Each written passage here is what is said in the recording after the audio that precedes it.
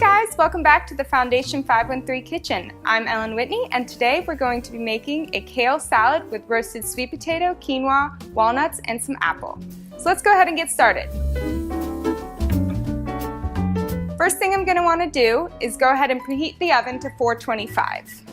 So while the oven's preheating for the sweet potatoes, we'll go ahead and get the quinoa started.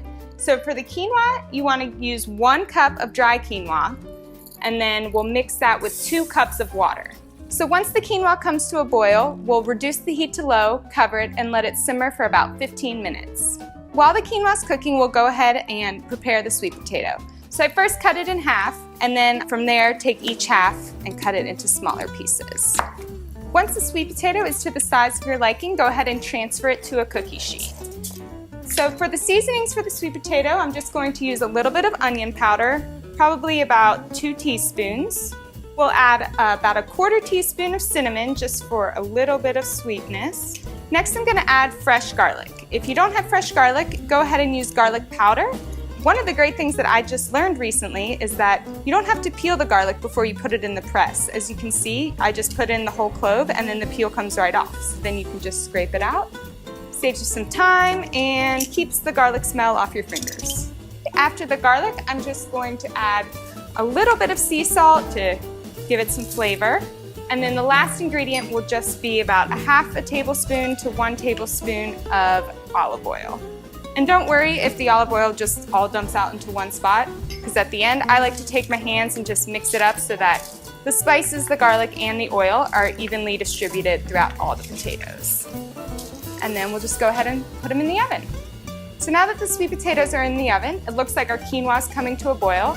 So I'm just going to go ahead and cover it, reduce the heat to low, and then make note of the time because that'll just take about 15 minutes. And you'll know it's done when most of the water has been absorbed and then you see little thread-like hairs coming out of the grain. So while that's cooking, we're going to go ahead and prepare the kale.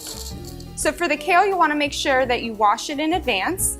And then it's pretty easy. You can just pull it off of the stems here. And so once you pull the kale off the stems, you can either just use your hands and break it into small pieces or roughly chop it with a knife. So once the kale's in the bowl, we'll go ahead and prepare the dressing. So the dressing is a really simple Dijon vinaigrette. It's going to be 1/4 cup of olive oil, 2 tablespoons of red wine vinegar, 1 teaspoon of Dijon mustard, and then if you like, you can add some sea salt or black pepper to this, but I'm just going to leave it with those 3 ingredients. So then we just mix it up like this with a fork. And what's great about the Dijon is it acts like an emulsifier in the oil. That just means that the fat in the oil is fully suspended with the vinegar and the mustard so that you get a smooth mixture as opposed to sometimes when you see things sit and you see the oil rise to the top. Once you have the dressing made, we'll go ahead and transfer about half of it to the kale.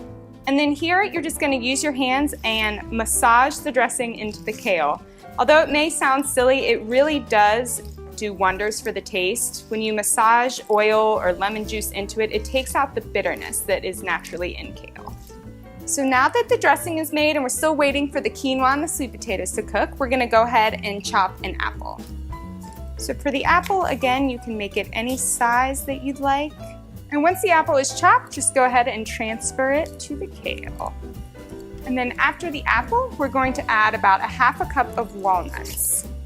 And again, with the walnuts, I like to break them into smaller pieces. You can just use your hands or use a knife if that's faster for you. The great thing about the walnuts in this salad is the fat in these nuts will help you absorb more of the beta-carotene from the sweet potatoes.